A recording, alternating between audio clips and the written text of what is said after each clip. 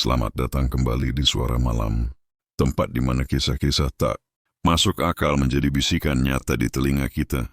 Jangan lupa subscribe, nyalakan lonceng, dan tekan like kalau kamu masih berani mendengarkan cerita ini sendirian. Karena tidak semua suara malam berasal dari manusia. Desa Kertajaya terletak jauh di pegunungan, tertutup kabut hampir sepanjang tahun. Sinyal ponsel nyaris tak menjangkau, dan listrik hanya menyala sampai jam 9 malam. Setelah itu, lilin dan lampu minyak jadi teman setiap rumah. Di ujung desa itu, berdiri rumah panggung tua yang dikenal penduduk sebagai Rumah Burahayu. Wanita berusia lebih dari 70 tahun itu sudah tinggal di sana sejak muda, sendirian. Suaminya telah meninggal lebih dari 20 tahun lalu, dan anak-anaknya katanya semua pindah ke kota. Tapi anehnya, tak satu pun warga pernah melihat ada yang berkunjung. Burahayu dikenal baik, ramah, tapi semua orang tahu untuk tidak mengganggu rumahnya selepas matahari tenggelam. Apalagi setelah satu kejadian aneh bertahun-tahun lalu, ketika seorang anak kecil dari desa hilang tanpa jejak, dan terakhir terlihat berjalan ke arah rumahnya. Burahayu tidak pernah dituduh, tapi sejak saat itu, orang-orang tak berani lagi mendekat jika langit sudah gelap. Malam itu, hujan turun tanpa jeda sejak sore. Kilat menyambar langit seakan marah, dan angin menggoyang-goyangkan dedaunan dengan kasar. Burahayu duduk di dekat tungku menghangatkan kaki tuanya. Kucing tuanya meringkuk di pojok. Tak ada suara lain selain angin dan bunyi kayu terbakar. Sampai cak cak cak. Sebuah ketukan pelan, seperti jari anak kecil mengetuk pintu dengan sopan. Ia mengangkat wajahnya, menunggu. Tak ada suara lanjutan. Tok tok tok. Kali ini lebih jelas. Ia berdiri perlahan, mengambil lentera dan berjalan ke arah pintu. Ketika ia mengintip dari lubang kecil, tak ada siapa-siapa. Hanya gelap. Siapa itu? Teriaknya. Tak ada jawaban. Ia hendak kembali ke dapur ketika tok-tok-tok kembali terdengar. Tapi kali ini, dari jendela samping, Burahayu menoleh. Lagi-lagi kosong, tapi hawa dingin seperti masuk ke tulangnya. Dan ketika ia kembali ke dapur, lentera tiba-tiba padam. Gelap, toto. Kucingnya menghilang entah kemana. Dan di tengah gelap itu, suara langkah kecil terdengar. Seolah ada yang berlari-lari kecil di lantai kayu rumah. Lutfi, kamu? Teriaknya menyebut nama cucunya yang sudah lama tidak datang. Tak ada jawaban. Tapi suara itu semakin mendekat. Tok tok tok. Kali ini dari lemari. Burahayu mendekat, tangannya gemetar, suara nafasnya makin berat. Ia buka perlahan. Kosong. Tapi kemudian ia menoleh ke belakang. Ada anak kecil berdiri di sudut ruangan. Basah kuyup, tidak berkedip, tidak bernapas. Dan wajahnya tersenyum terlalu lebar. Boleh saya masuk, Nek? Saya ketinggalan kereta.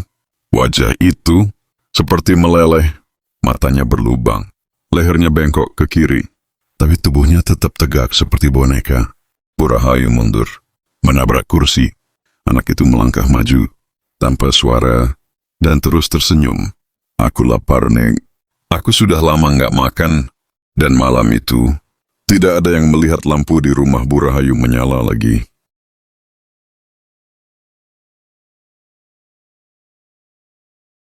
Setelah menghilangnya Burahayu, rumah itu dikunci dan dibiarkan membusuk. Tapi ketakutan tidak berhenti di sana. 3 malam setelah kejadian, Dimas, guru muda dari kota yang baru, dipindah tugaskan, datang dan menyewa rumah seberang. Ia tidak percaya takhayul.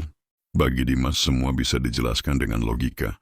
Ia dengar cerita soal Burahayu dari tetangga, tapi baginya itu hanya bumbu kampung. Hingga malam ketiganya, pukul 03. Dimas mengernyit. Ia membuka pintu, tidak ada siapa-siapa. Malam-malam perikuannya dia tidak membuka. Tapi pagi harinya, ia menemukan sepotong kain anak-anak basah di depan pintu, dan kucing jalanan tergantung di pagar rumahnya, tanpa kepala. Malam keempat, ketukan itu datang lagi. Kali ini dari jendela belakang, kemudian dari lemari dapur, dari balik tempat tidur. Seolah suara itu tahu dia ketakutan. Ia mulai bermimpi. Melihat api, rumah terbakar, seorang wanita menangis sambil memeluk bayi gosong, dan bisikan yang selalu berulang, "Dia bukan anakku." Mereka menukarnya. Mereka ingin kembali. Lewat pintu yang terbuka, Dimas menyelidiki.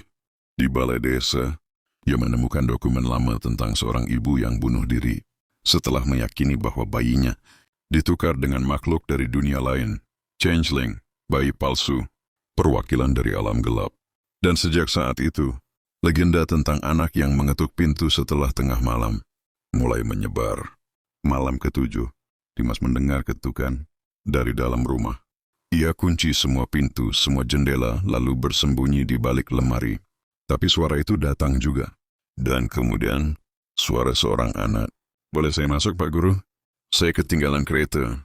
Dimas membaku. Saya lapar. Saya ingin rumah. Pelan-pelan, pintu lemari terbuka. Dimas menahan napas. Anak itu berdiri di sana. Sama seperti yang dilihat di mimpi. Tapi kali ini, lebih dekat, lebih nyata. Ia meraih tangan Dimas dan berkata, sekarang giliranmu. Jadi pintuku ke dunia kalian. Gelap. Esok harinya, rumah Dimas kosong. Tapi setiap malam jam 00.03, terdengar ketukan dari dalam rumah itu. Kadang dari lemari, kadang dari lantai bawah tanah. Kadang dari balik cermin. Jadi kalau kau mendengar suara seperti ini, talk. Lihat dulu jamnya. Dan jangan pernah buka pintu.